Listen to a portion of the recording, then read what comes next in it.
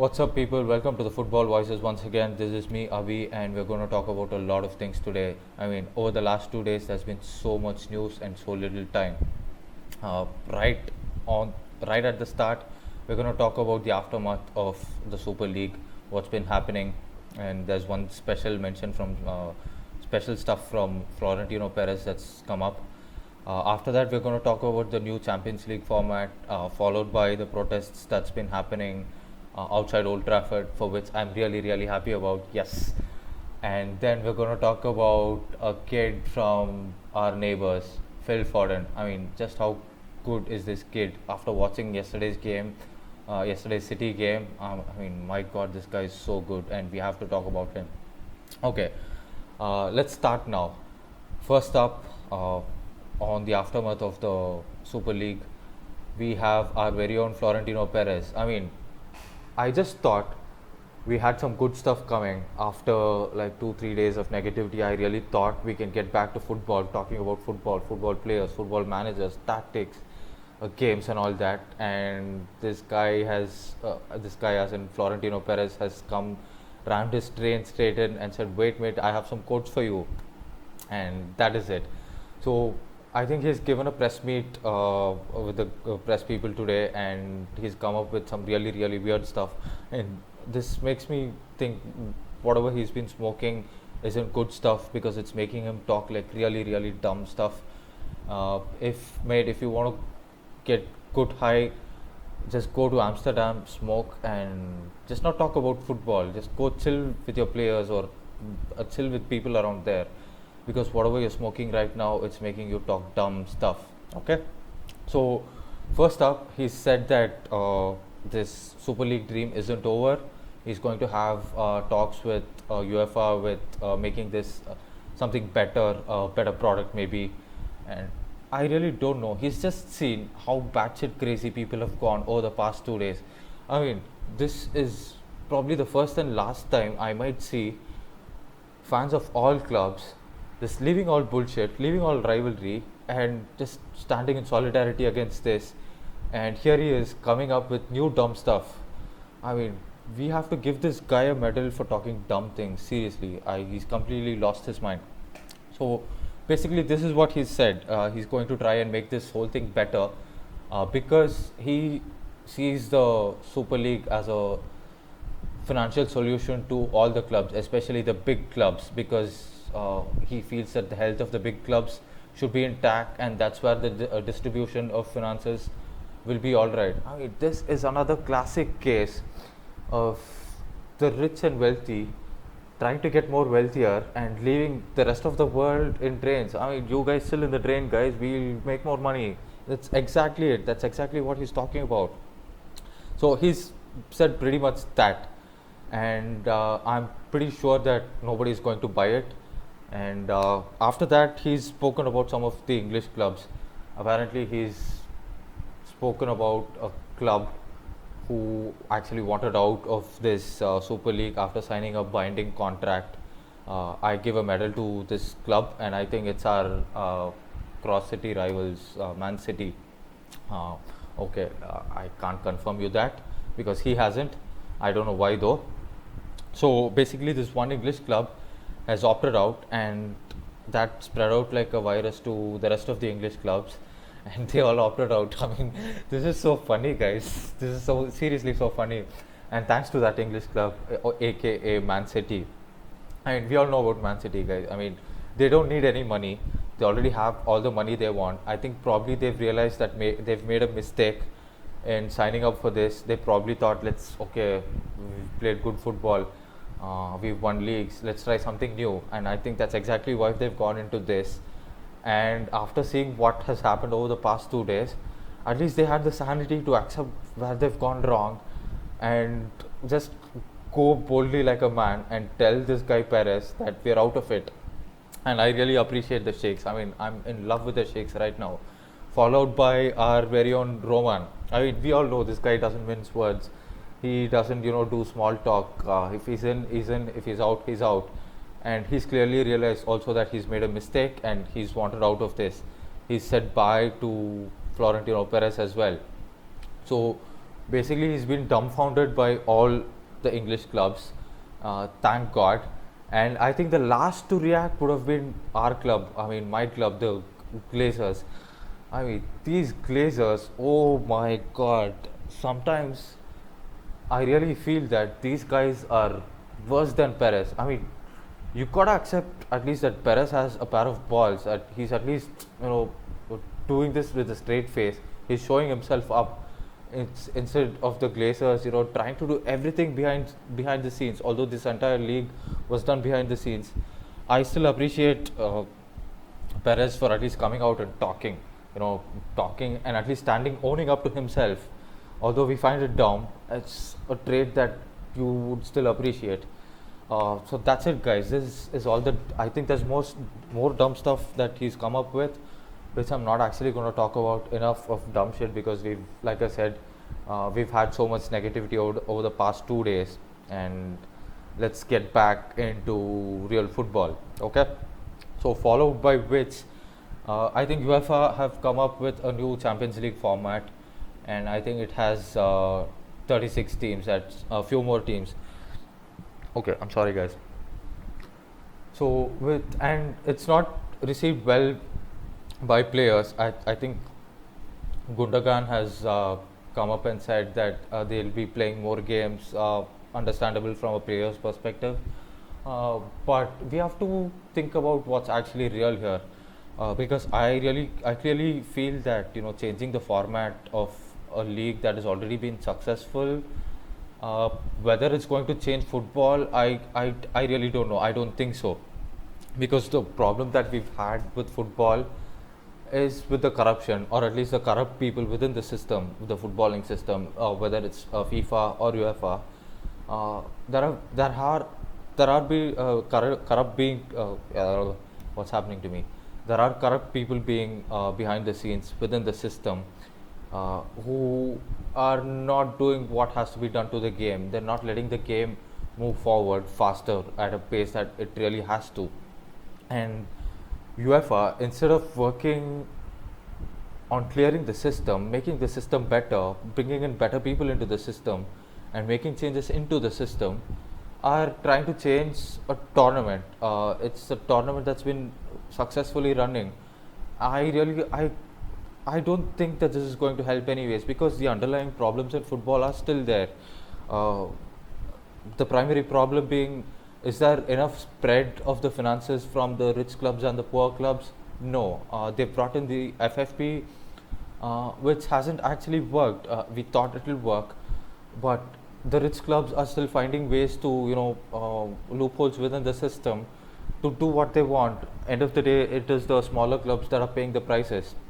They are the ones who are spending the money that they earn, and we all know that they earn very little, especially the Spanish clubs, the La Liga clubs, whom I think again Perez told that all the smaller clubs are eating up their revenue. I mean, come on, dude, come on, Perez.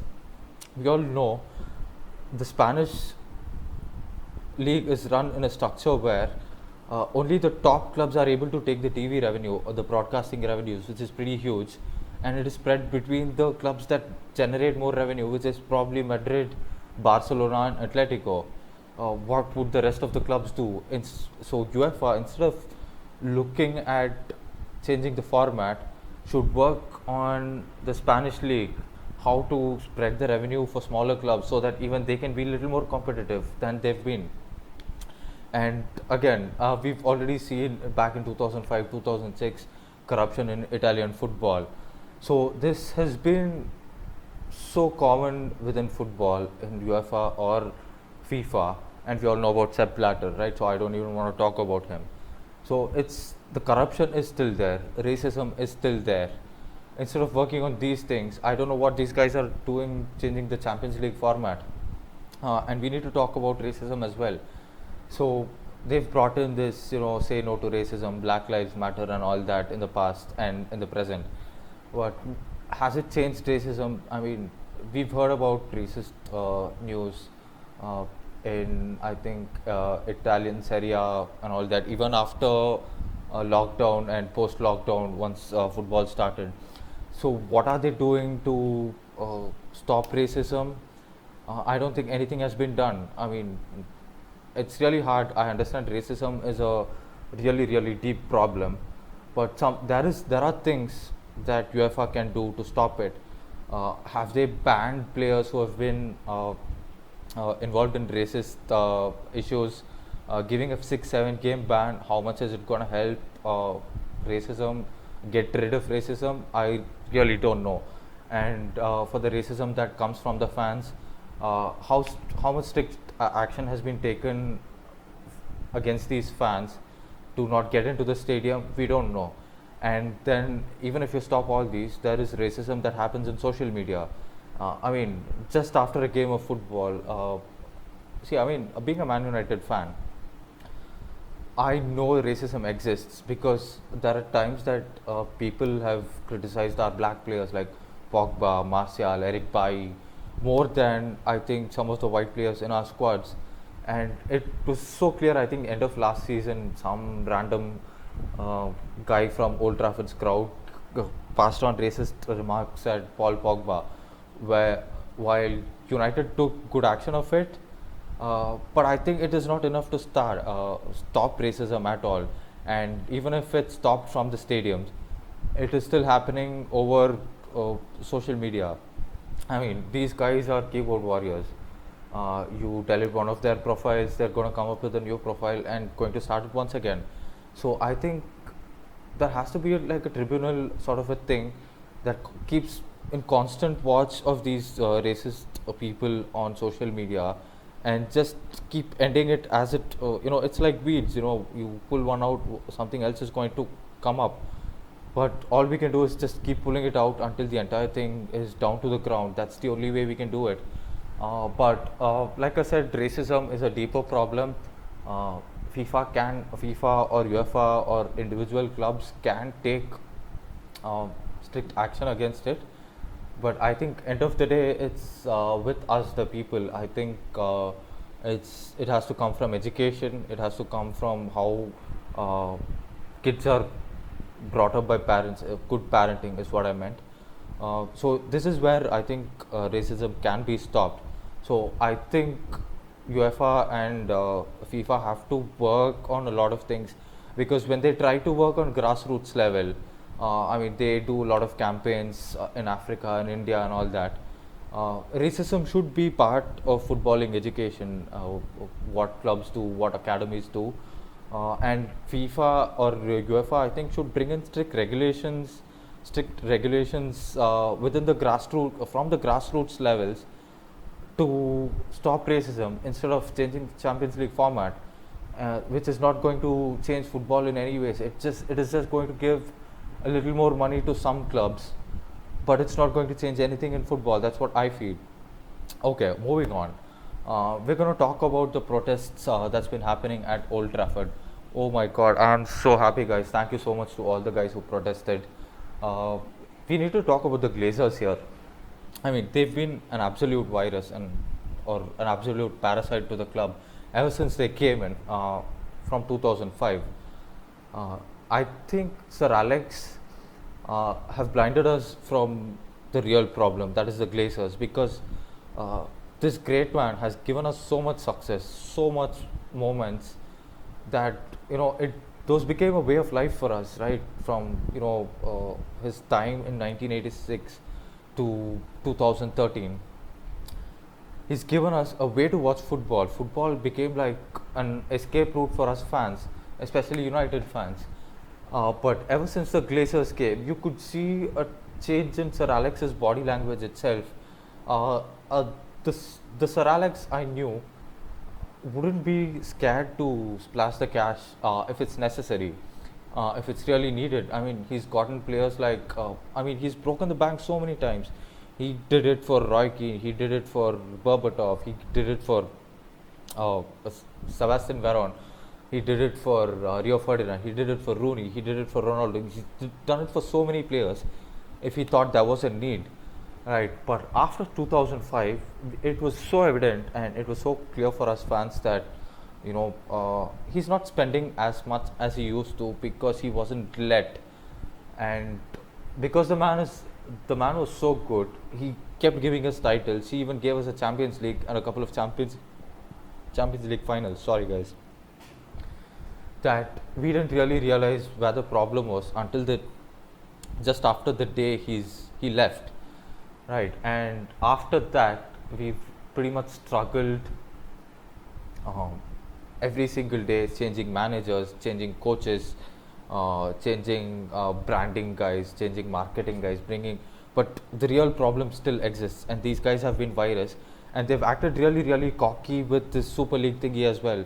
And Joel Glazer was also, I think he was one of the executive vice chairman uh, with in the Super League. It's an absolute snake, and I think the UEFA president also told that this guy, was talking that he talking as though, I mean, this guy, I mean, Joel Glazer was talking as though he's going to change football from within the system and all that. 3 days later, bam, let's go start a new league. That's how, oh my god, that's how shitty our Glazers are. Sorry for saying our, he's not my Glazer, he's not any of our Glazers. That's how shitty the Glazers are. And I'm really happy, and I'd like to thank the fans that actually said that no, we're not having it, and started protesting, because these guys have to be gotten ridden of the club. And that is actually when we'll start seeing some good stuff happening, good things happening in the football club. Uh, so that is it, guys. The Glazers have to be gotten rid of our club, and I really request to our fans all around the world, and mainly the ones at Old Trafford. I think you guys shouldn't get the season tickets, and even if you do, even if you go watch games, there should be a banner saying Glazers out for pretty much every other game. I think we did it for Moyes. We said Moyes out. We said Van Hal out. I was there a Jose out banner also? I don't know. But instead of doing it against our ex-managers, we should have done it against the Glazers. But anyways, at least we have our complete senses back. And the good thing about this Super League is that it has just woken us up from a denial that we already knew to actually act, and I'm so happy for that. Thank you so much for all the United fans outside Old Trafford. Okay, moving on. Uh, for the love of football, I think we need to talk about Phil Foden. Oh my God, just how good is this guy? Because I always knew he's good. I mean, we've seen what we've seen of him, and after watching yesterday's game, this guy just flipped my head upside down, man. This guy is so good. I mean, there was a time he was on the touchline. He was crowded out by three players, and yet he could dribble the ball out of them and play a ball. I mean, this guy, his close control is just so good. And this is where I'd like to, we need to look at Man City's system, right? They've considerably improved on their youth development programs. They've got a new training complex, and the kind of players they're trying to scout in, it's everything has been just spot on. And I think Phil Foden is the forefront of it. Uh, Jadon Sancho was one, though he's playing at Dortmund, but I think that Foden seems to be even better. I don't want to compare them, but this guy, man, Foden, I think he's like the perfect replacement for David Silva, and he's just pretty much got everything in his locker, and he's also scoring goals. And that brings me to another topic. I think we need to talk about England. Uh, I clearly think the squad that England has right now, this is tournament winning quality. Uh, the best among the lot is obviously Phil Foden. Uh, Phil Foden, who's that guy, man? Yeah, Jack Grealish, Marcus Rashford, Jadon Sancho, Harry Kane. I mean, this is tournament winning quality, and now they have a proper midfield pivot as well, which they didn't have all these years, or they had and they didn't use in Michael Carrick. Right? Right now they have Declan Rice, who's really good at holding the midfield. So I think if they do not go far in the Euros or the World Cup, uh, serious questions have to be asked, and I think clearly uh, Southgate has to be sacked. I know he's not a great manager, but I think this team is too good that if you just keep them happy, and if they are made to work on basic level tactics, they should that should get them far. And so I think, guys, it's really good because I like England, although I'm not like a great England fan. I want them to play well, and this is a great chance for them. So let us see, guys. So that's it, guys. So much has been happening, and we have a lot of stuff planned from the channel. A lot of new people are coming in, lots of new backgrounds, and lots of new topics to talk about. For one, I think we'll be doing a watch along for the next United game, and that's up next. So that is it, guys. We'll keep you updated on what's coming in, and there'll be new socials coming in, an Instagram channel and all that crap coming in. Thank you so much, guys. Stay safe. Oh my God, I forgot to say about this. Talk about this. Cases in Chennai, or at least in India, are going batshit crazy.